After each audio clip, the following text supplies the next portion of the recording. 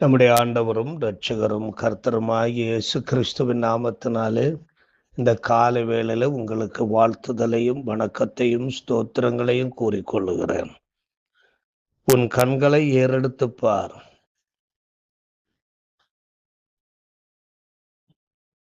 நான் உங்களுக்குள்ளே வாசம் பண்ணி உங்கள் தேவனாயிருப்பேன், நீங்கள் என் ஜனமாயிருப்பீர்கள். ஆண்டவர் நம்மிடத்திலே வாசம் பண்ணத்தக்க குடும்பமாக நம்முடைய குடும்பம் இருக்குமானால், நம்முடைய கண்களை அன்றாடம் வானத்துக்கு நேராக, பரலோகத்தில் வாசம் பண்ணுகிற தேவனுக்கு நேராக ஏறெடுத்து பழகுகிற நல்ல ஒரு பக்தி உள்ள மனிதர்களாக நாம் இருக்கும்போது, தேவன் நமக்கு அடைக்கலமும் பலனும் ஆபத்து காலத்திலே அனுகூலமான துணையுமாய் இருக்கிறார். இந்த நாளின் தியானத்திற்காக நான் எடுத்துக்கொண்ட ஒரு பகுதி சங்கீதம் 91 ஆகும்.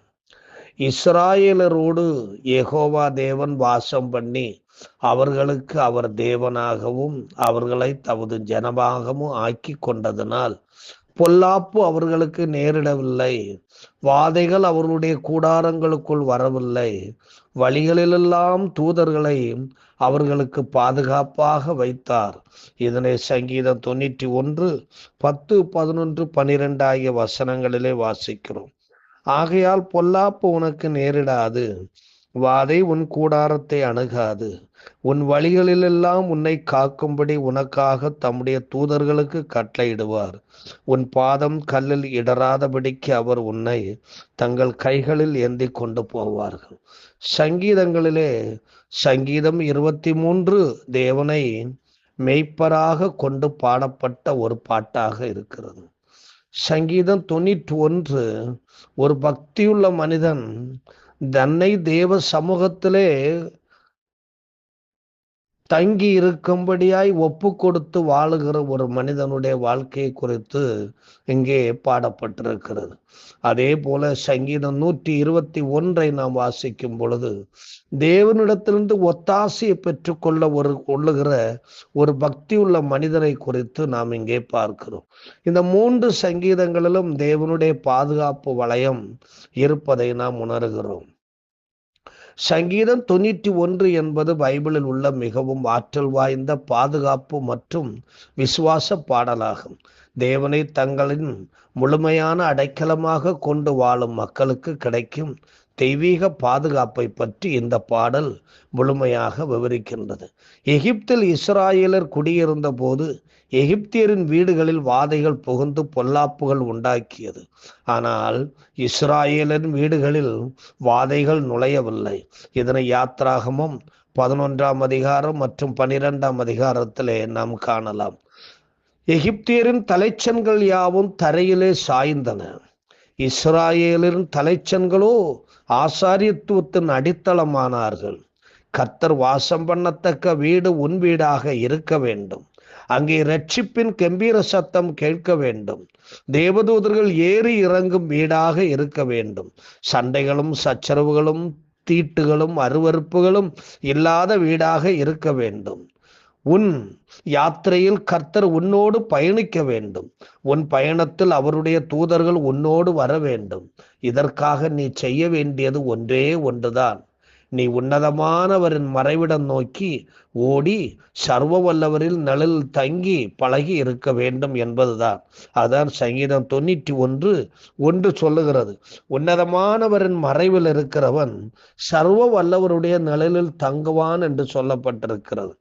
ஆண்டவரை தன் மறைவாக கொண்டிருக்க வேண்டும் என்று நினைக்கிறவர் ஒவ்வொரு மனிதனும் அவருடைய சமூகத்தை நித்தமும் தரிசிக்கிற யாக்கோபின் சந்ததியாரோடே சேர்க்கப்படுகிறார். தாவீது தினம் 3 வேளை தியானம் பண்ணி தேவ சமூகத்திலே சென்று முறையிட்டதை நாம் பார்க்கிறோம். கர்த்தருடைய சமூகத்தில் தங்கியிருப்பதையே நாடுவேன் என்று சொன்னதை நாம் பார்க்கிறோம். புதிய ஏற்பாட்டிலே லூக்கா 2ஆம் அதிகாரத்திலே அன்னாள் என்கிற ஒரு தேவ மனுஷி எப்பொழுதும் தேவாலயத்திலே தங்கியிருந்து தேவனை நோக்கி அவர்கள் செபிக்கிறவர்களாகவும் உபவாசித்து ஆராதனை செய்கிறவர்களாகவும் இருந்தார்கள் என்று நாம் பார்க்கிறோம். இவ்விதமாக கர்த்தருடைய சமூகத்தை தங்களுடைய சொந்த வாழ்விடமாக கொள்ளும்படியாக தங்களை தயார்படுத்தி கொண்டிருக்கிற மனிதர்களுக்கு தேவன் மிகுந்த பாதுகாப்பை ஏற்படுத்துகிறார். இங்கே உன்னதமானவரின் மறைவில் இருக்கிறவன் சர்வ வல்லவருடைய நிழலில் தங்குவான். ஆண்டவரை மறைவிடமாக, ஆண்டவருடைய சமூகத்தை மறைவிடமாக கொள்ளுகிற எவனும் எங்கு போனாலும் எங்கு வந்தாலும் சர்வ வல்லமையுள்ள தேவனுடைய பாதுகாப்பு நிழல் அவன் மேல் இருக்கும். யோபுவின் மேல் சர்வ வல்லவருடைய நிழல் இருந்ததுனால தான் யோபு எல்லாவற்றையும் இழந்து போனாலும் திருப்பி எல்லாவற்றையும் பெற்றுக்கொண்டான் என்று பார்க்கிறோம். சங்கீதம் 32:6-7 நான் வாசிக்கும் பொழுது அழகாக அந்த சங்கீதத்திலே சொல்லப்பட்டிருக்கிறது. இதற்காக சகாயம் கிடைக்கும் காலத்தில் பக்தி உள்ளவன் எவனும் உம்மை நோக்கி விண்ணப்பம் செய்வான். அப்பொழுது மிகுந்த ஜலப்பிரவாகம் வந்தாலும் அது அவனை அணுகாது. நீர் எனக்கு மறைவிடமாய் இருக்கிறீர். என்னை நீர் இக்கட்டுக்கு விலக்கி காத்து இரட்சண்ய பாடல்கள் என்னை சூழ்ந்து கொள்ளும்படி செய்வீர் என்று சொல்லுகிறார். அப்பொழுது சங்கீதம் 27:5 சொல்லி இருக்கிற வசனத்தை அவன் சொல்ல முடியும். தீங்கு நாளில் அவர் என்னை தம்முடைய கூடாரத்தில் மறைத்து என்னை தமது கூடார மறைவிலே ஒளித்து வைத்து என்னை கண்மலையின் மேல் உயர்த்துவார். இப்பொழுது என் தலை என்னை சுற்றிலும் இருக்கிற என் சத்துருக்களுக்கு மேலாக உயர்த்தப்படும். அது நிமித்தம் அவருடைய கூடாரத்திலே நான் ஆனந்த பலிகளை இட்டு கர்த்தரை பாடி அவரை கீர்த்தனம் பண்ணுவேன் என்று சொல்லுகிறார். அன்பான தேவனுடைய பிள்ளைகளே, அவருடைய சமூகத்தை மறைவிடமாக, உறைவிடமாக, வாழ்விடமாக, ஆண்டவருடைய பாதுகாப்பு இடமாக கொள்ள நீங்கள் ஆயத்தமாய் இருக்கிறீர்களா? அன்பு நிறைந்த ஆண்டவரே, இந்த கால வேளையில் உம்மை நன்றியோடு நாங்கள் ஸ்தோத்திரிக்கிறோம். உம்மையே எங்களுடைய மறைவிடமாக நாங்கள் கொண்டு வாழும் பொழுது கர்த்தர் எங்களை போகிற இடங்கள், வருகிற இடங்கள் எல்லாவற்றிலும் எங்களை காத்து கொள்ளுகிறேன். எனக்கு ஒத்தாசை வரும் பர்வதங்களுக்கு நேராக என் கண்களை ஏறெடுக்கிறேன். கர்த்தர் என் மேய்ப்பராய் இருக்கிறார், நான் தாழ்ச்சி அடையேன் என்று இந்த பக்தன் ஆண்டவரே சொல்லுவதை எல்லாம் நாங்கள் பார்த்து ஆண்டவரே எங்களுக்குள்ளே சந்தோஷப்படுகிறோம். நாங்களும் இப்படிப்பட்ட நல்ல பேர் அனுபவத்துக்குள்ளாக கடந்து வரும்படியாய் வாஞ்சிக்கின்றோம்.